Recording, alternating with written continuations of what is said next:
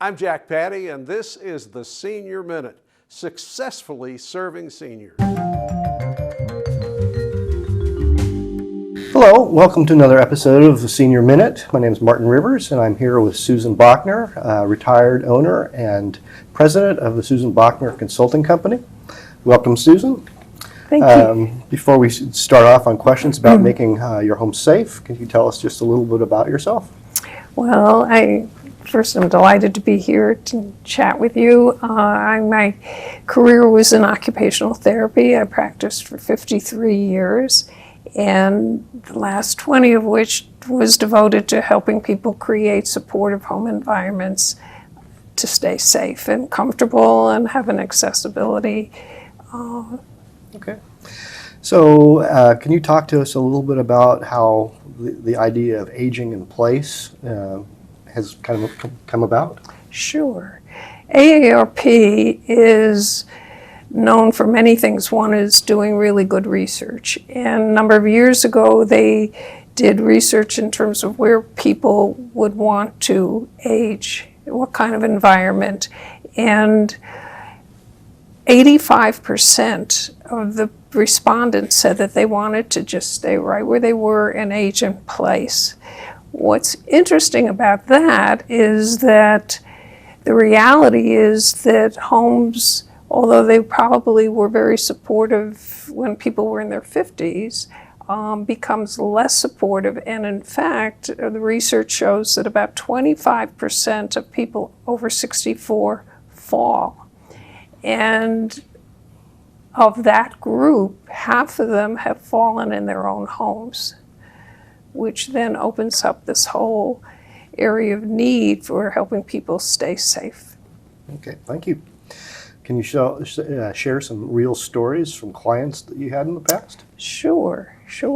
Although the services dealt with many issues, I'm going to talk a little bit about how some of these specific clients worked with me, and we created more supportive environments for them.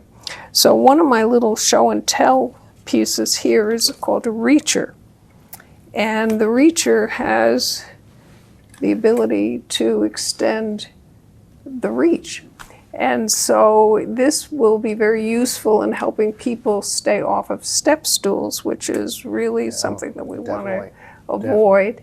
And if it's not possible to relocate cups or crackers or whatever's on those upper shelves, people can stand with their feet on the floor and use this to grab. Similarly, you would wonder why it would be useful for picking things off the floor. Yes. But sometimes people have balance issues, and bending over exacerbates that. So keys that fall or whatever, you can use a reacher for that. I'll have to buy one of those. I like that already. They are really cool. And this one actually folds, so you can tuck it into a bag. Okay. And another area of concern is the use of grab bars, or when people do not have grab bars in their home. And one interesting takeaway is that people assume that all their grab bars in their home have to look like the ones at the airport, the library, the senior center. And those mandates for public spaces are mandated by the Americans for Disabilities Act, ADA. And they're very specific about what kind and where and all of that. In your own home, it's your own home. And it's exempt from anything ADA. So people can have grab bars where it makes sense for them, for each person. And grab bars do not have to look like those stainless steel bars next to the commode at all. They come in different sizes and shapes and colors. And what was interesting was in one home where I had the privilege of consulting, the ladies that would come to that home for the book club reflected new joints and balance issues. And so the hostess, whose home I was at, was concerned about the 3 steps going down into the living room. And so to make things less treacherous, so to speak. We found a grab bar called the Wave, and it is a very pretty sort of wave-like bar, and it enabled the ladies to get into the, down the steps into the living room and do their thing and then leave safely. Okay. Are there things to avoid in making your home safe?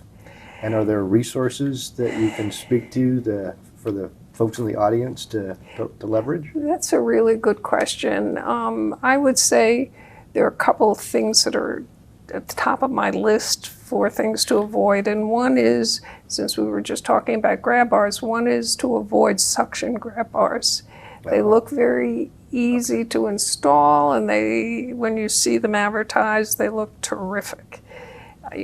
But in fact, I've seen too many people who have reached for them and the grab bar failed. Oh my. The suction did not hold. Okay. So the real takeaway is have someone who knows how to install a grab bar safely and securely to keep you protected. So suction grab bars are one. I would say another thing to avoid, I would guess, is having inadequate lighting. Okay. People need to be able to see whether it's a small pet on the floor or leftover Legos from the grandkids or crayons or whatever it is, or the wires to be able to do that. Yeah, what resources can you point seniors to? You mentioned the AARP earlier. AARP has some wonderful brochures. One of them is enabling you to do your own home self-check, and it gives you some real good guidance. And but I would also say that we are so lucky in this community to have the Lexington Senior Center and the staff there, and to be able to go over and talk to a person and not trying to do a search online or whatever, and to get help in terms of pointing you in the right direction. And then some people are already involved in therapy as an outpatient somewhere, and perhaps their therapist can also assist. Well, Susan, thank you so much for sharing the information that you have and that you've learned about.